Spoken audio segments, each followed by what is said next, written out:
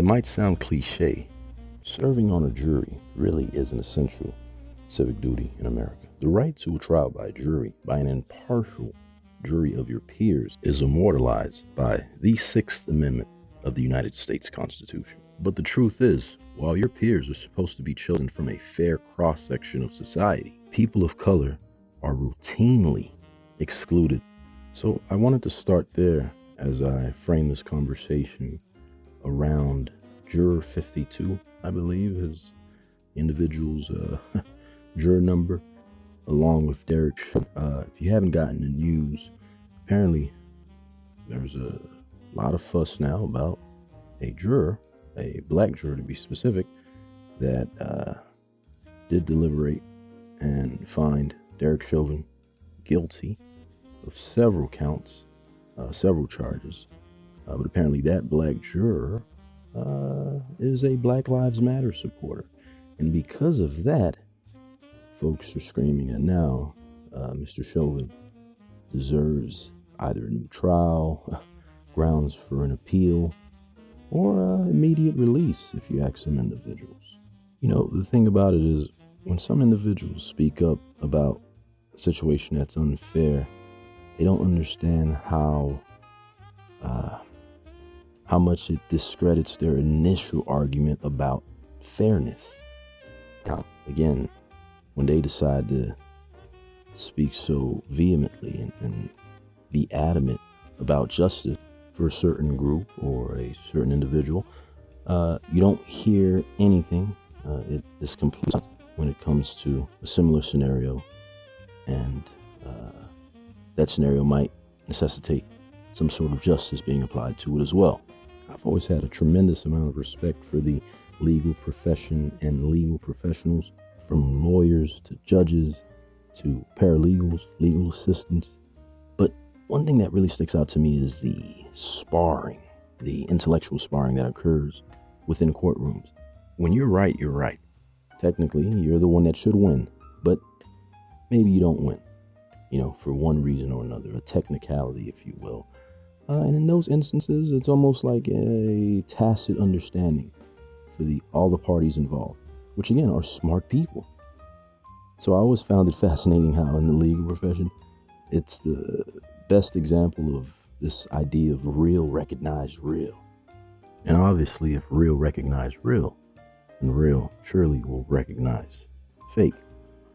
And I think this plays out on many different instances, whether it be a motion that you thought you wouldn't win, but you did because the judge was having a good day, or maybe that motion and idea and concept supports whatever it is that judge is going to support it moving forward. Maybe it's the platform that they're going to run on. Who knows? There's the political angle and things too. And there's also the social angle, where, again, depending on what is happening in society, I think the people, no matter what field they're in, what's happening in society, for professional as they'd like to be, sometimes they can't help themselves.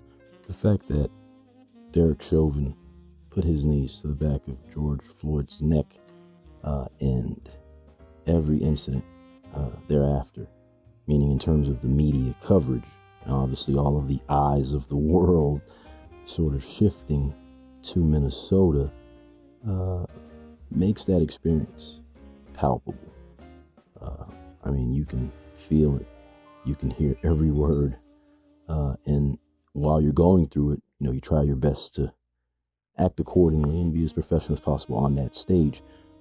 But it seems to me that there may have been an error that took place in this error, which, by the way, I don't think is grounds for appeal, because what you'll learn soon, if you ever focused on the legal profession, or really any high level aspects of life. I mean, because again, lawyers control everything, right? Whether it be politics, a lot of them are lawyers. It's all about the wording. It's all about how the question is asked, how it's answered, and so on and so forth. But what's fascinating about the legal field is you have instances where there's a clear scenario of a problem that exists, like within the procedures. For example, jury selection. And this incident with Juror 52 opens up the door for an interesting conversation. And I hope that we as a society are ready to have that.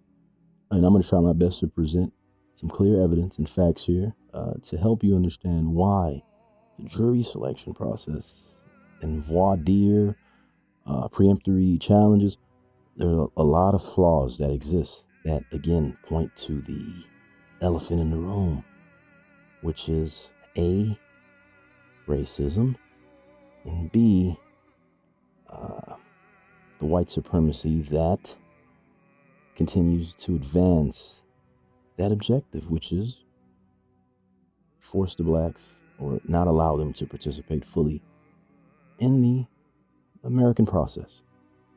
But yeah, I mean, I had an incident once where I was privy to being around a room full of prosecutors, high-level folks, real smart people.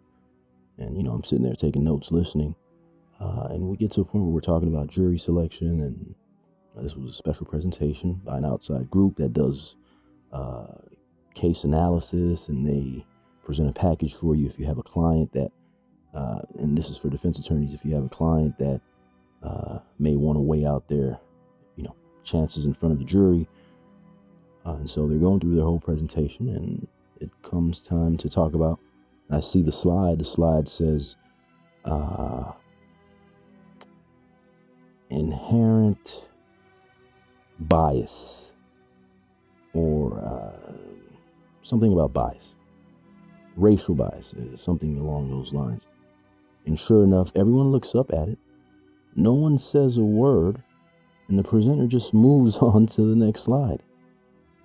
So it's almost as if there's this understanding that, yes, we know this problem exists, but we can't do anything about it, so we're just going to pretend like it's not happening. And that's best case scenario. Worst case scenario, and I would hate to say this, is could everyone possibly be complicit to something like that? I mean, even black attorneys, there's no representation. A lot of times folks are fearful of losing their jobs. So maybe that's just one aspect of the legal system that, again, clearly is problematic and has the racial aspect in there.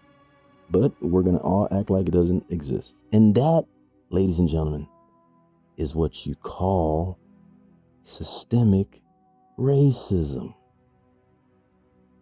And maybe at one point we couldn't understand these things, or the majority of society was too ignorant, had too much going on. But in the age of information, you would have to believe that it's inevitable. And so here we are. We're having, in my opinion, the wrong conversation. Because put the Derek Chauvin case aside, who knows how that's going to play out. Maybe they're setting the stage to get him out.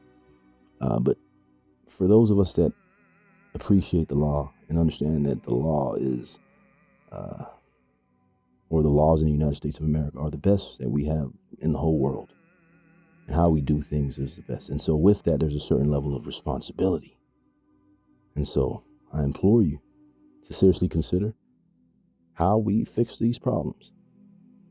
And so my intent is to present the problems. So let's get into it.